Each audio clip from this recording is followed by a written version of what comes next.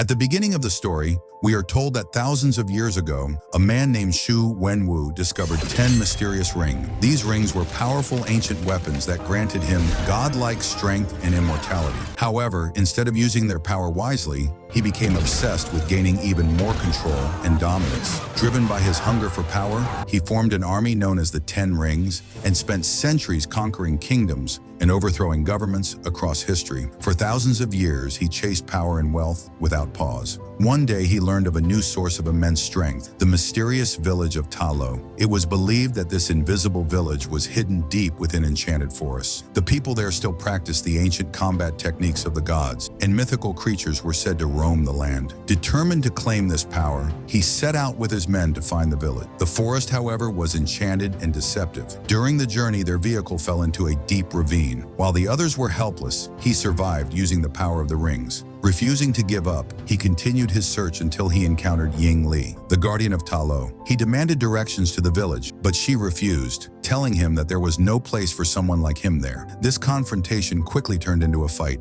Using the mystical powers of Ta Lo, she defeated him with ease. Despite being enemies, something unexpected happened. They fell in love. Eventually, they married and had 2 children, Shang-Chi and Jiling. For the first time, he had a real family. He abandoned his violent ways and locked the rings away in a box, choosing a peaceful life instead. One day, Shang-Chi asked his mother how she managed to defeat someone so powerful. She explained that the people of Ta Lo were blessed by the great protector dragon, whose magic granted them extraordinary abilities. Anyone who earned the dragon's favor could accomplish incredible feats. She then gave her son a pendant, telling him that whenever he felt lost, it would guide him back home and that he should always keep it with him. For a while, the family lived happily. But one day while he was away, members of the Iron Gang attacked their home. Years earlier, he had tried to wipe them out, and now they had come for revenge. She quickly sent her children inside and stepped forward to face them alone. By that time, she no longer had her powers, having given them up when she chose to live a normal life. Without her abilities, she was unable to defend herself and was killed. When he returned home and saw her lifeless body, he was completely shattered.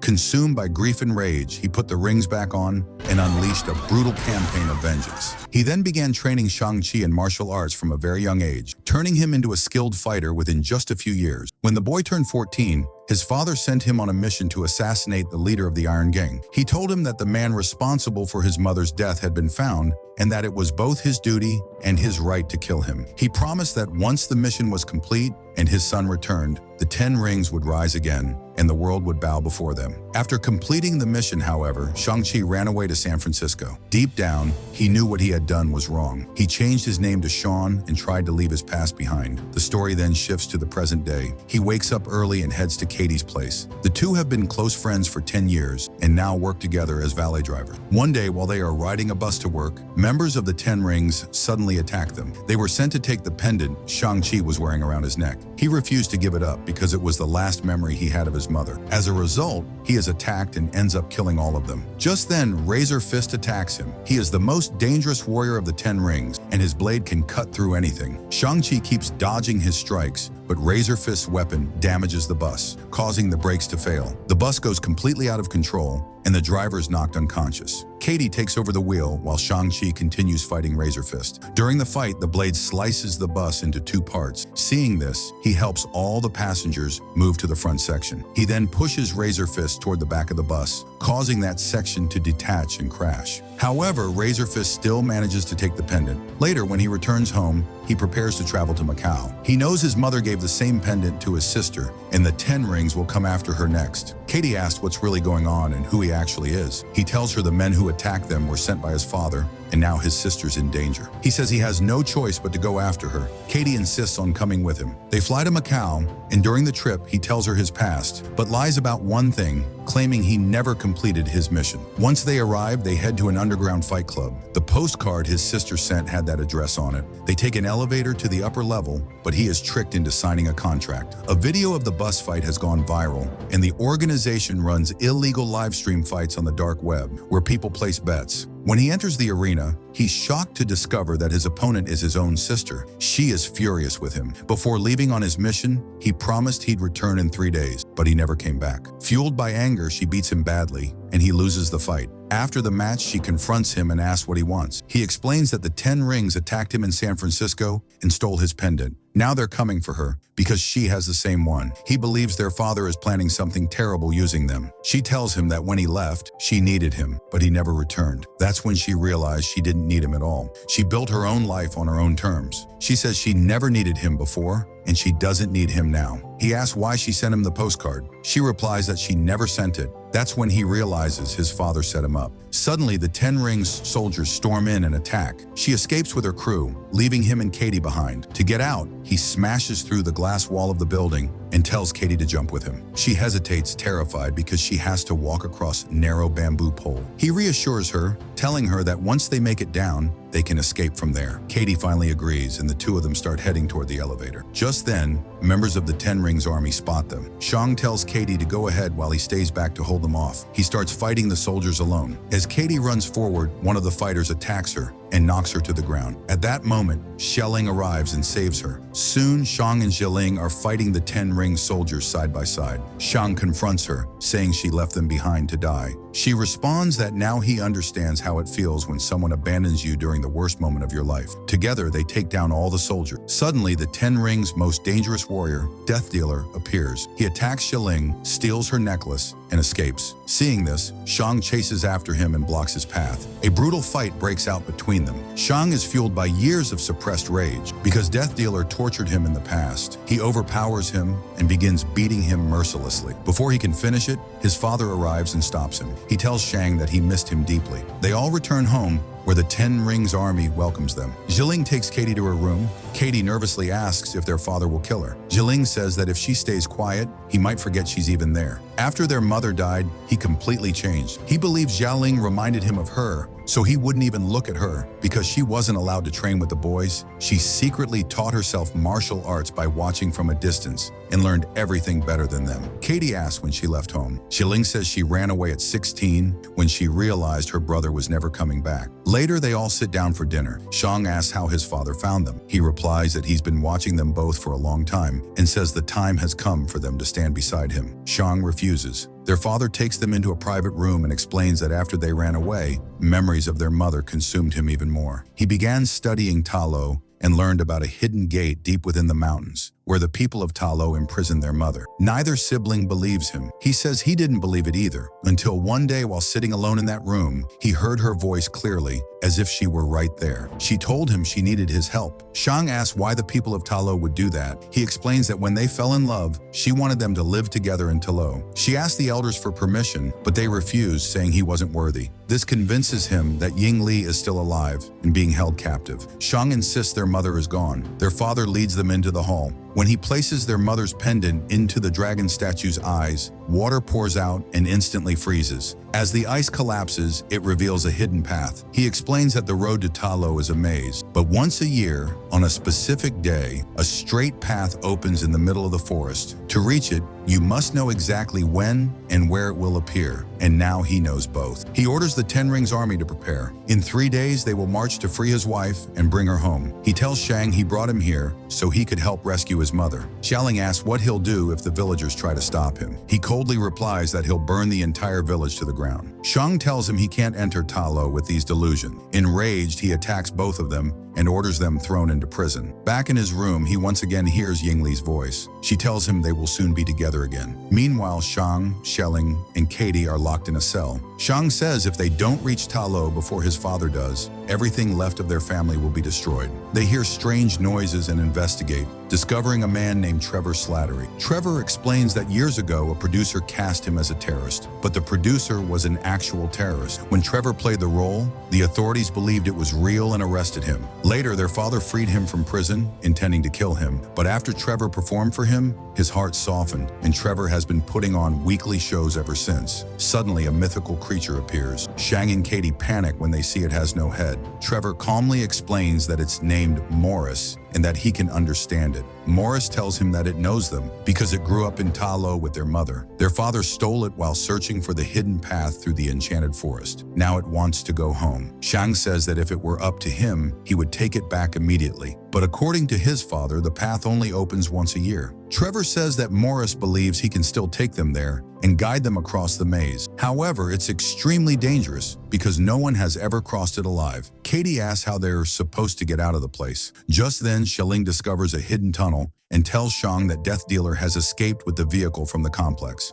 Unfortunately, the guards realize what's happening and rush in to stop them. They flee through another route, but the exit can only be opened using a fingerprint. When the 10-ring soldiers try to block their escape, they begin taking them down one by one. With the help of one man, they manage to unlock the door and escape safely. By morning, they reach the edge of a forest. Morris guides them, helping them avoid the forest illusion until they arrive at a waterfall. As soon as they enter it, the water suddenly freezes, revealing a secret passage that leads directly to Ta Lo. There, they see countless mythical creatures and soon arrive at the village. Shang introduces everyone, but the villagers refuse to listen and attack them. At that moment, Yingli's sister, Yingnan, appears and stops the fight. She tells Shang and Xialing that she is their aunt. She is overjoyed to see them both. Shang explains that they don't have much time because their father is coming to attack. Nan takes them to the riverbank, where she explains that they are the guardians of the Dark Gate, protecting the world from the evil imprisoned behind it. Shang tells her that his father is trying to open the gate because he believes their mother is trapped inside.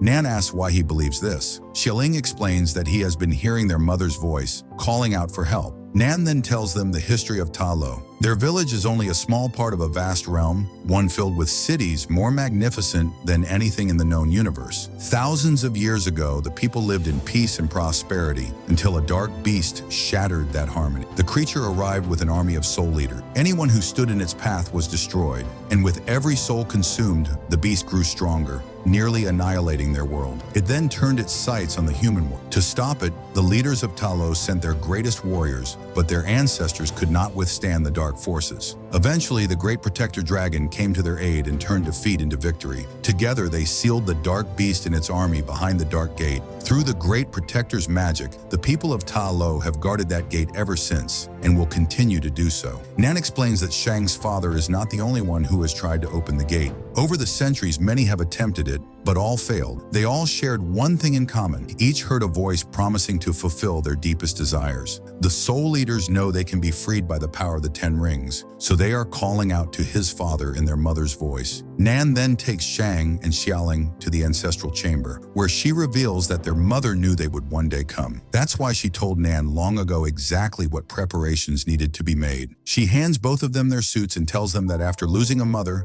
every child feels alone in the world. But they are not alone. They are children of this family now, and they are welcome here. After that, everyone begins training. Katie also starts learning archery. Meanwhile, Shang goes to his aunt and asks her how his mother defeated his father. She begins teaching him the same technique. At the same time, Wenwu tells his men that at first light, they will leave for Ta Lo because the path will open in the morning. Shang is deeply troubled. Painful memories from the past begin to resurface. How members of the Iron Gang killed his mother. Overwhelmed, he grows quiet and distant. Katie comes to him, and he finally admits that he lied when he said he couldn't kill his mother's murderers. He says he believed that by changing his name and identity, he could escape what happened. But now he feels that if his mother were alive, she would hate him. She tells him none of it was his fault. His father had started training him to be a killer when he was only 7 years old. He responds by saying that his father is responsible for his mother's death, and now he is coming to destroy their home. He says he will end it because that's what he was taught to do. Saying this, he walks away, broken and heavy with grief. The next morning, everyone prepares for battle. Wenwu arrives with his entire army. He tells Shang that he has come to help the people who imprisoned his mother. His aunt says she isn't there, that what's calling him is a monster trying to deceive him and destroy everything. He refuses to listen and launches an attack, and the fight begins. As Wenwu moves toward the gate, Shang steps in to stop him. Wenwu mocks him, asking if he really thinks he can fight him alone. Shang replies that he isn't afraid. His father lunges at him and starts attacking, saying, "Spent your entire life afraid. You were there when they came to kill your mother, but you did nothing." Shang responds, She was gone, and we needed you. But you chose those damn rings over us! Saying this, he continues to strike him. Then he adds, "Do you really think Mom would come back to you? And even if she could, would she want to come back to someone like you?" Enraged by those words, he unleashes all the rings at once. The force of the attack sends Shang flying backward, crashing into the water below. Then Wenwu moves toward the gate because he can still hear Ying Li's voice calling out for help. Believing she's trapped inside, he begins striking the gate with the 10 rings, determined to break it open. As he attacks, Soul Eaters start slipping out through cracks in the door. Shilling warns everyone that if they don't fight together, they'll all be killed. She tells them their weapons are useless against these creatures, and that survival depends on working as one. Razor Fist pushes back, saying they don't need her help. They are the 10 rings. At that moment, a Soul Eater rips the soul from one of their own and kills him. They desperately try to save him, but their weapons have no effect. Another creature attacks Razor Fist, but his sister saves him using her weapon. She explains that only the weapons of Talo can kill them, because they are forged with dragon scale. Realizing they can't fight alone, Razor Fist agrees to join forces. The Soul Eaters begin carrying the stolen souls back through the dark gate to strengthen the Dweller in Darkness. She warns that if the creature grows any stronger, no one will be able to stop it. Armed with the proper weapons, they head toward the water to face the creatures. Meanwhile, Shang is sinking underwater. As he struggles, memories from his childhood flood back. He remembers his mother telling him not to be afraid, that the dragon's blessing would always be with him, and that he carries the good within both her and his father. Everything they gave him lives inside him. He finally accepts it from the heart. At that moment, Shang's eyes open, and the great protector dragon rises from the depths, appearing before him. Meanwhile, Wenwu is still trying to break through the gate because he can still hear Ying Li's voice calling out. At the same time, everyone joins forces to attack the Soul Eater. Shang rides the dragon out into the open, and the dragon begins fighting alongside them. Nan tells Shang that he must stop his father. Shang confronts him and attacks, trying to make him understand that his mother isn't really there. Wenwu refuses to listen, and a fight breaks out between them. Shang uses the technique his mother taught him when he was a child, allowing him to draw the 5 rings toward himself. The battle continues. Wenwu strikes Shang with all 5 rings, but Shang channels his own chi and protects himself using their power. He eventually gains full control over the rings, but he refuses to attack his father. Instead, he throws them aside. Wenwu insists that he has to save her because she is calling to him. Shang replies that he wishes it were true. Just then, the Dweller in Darkness emerges and attacks both of them. Wenwu uses the rings to save Shang, but the creature grabs him and begins draining his soul. Only then does Wenwu realize he was wrong. He hands the rings over to Shang and is killed by the creature. The beast turns its attention to Shang, but Xialing arrives riding the dragon and attacks. The creature retreats, weakened for the moment, and heads toward the village to consume more souls. Seeing this, Shang seals the dark gate with stones and rides the dragon toward the village to stop it. The dragon attacks using its elemental powers and traps the creature with water. However, the Soul Eaters gather countless souls and feed them to the beast, greatly increasing its strength. It breaks free and grabs the dragon, beginning to pull out its soul.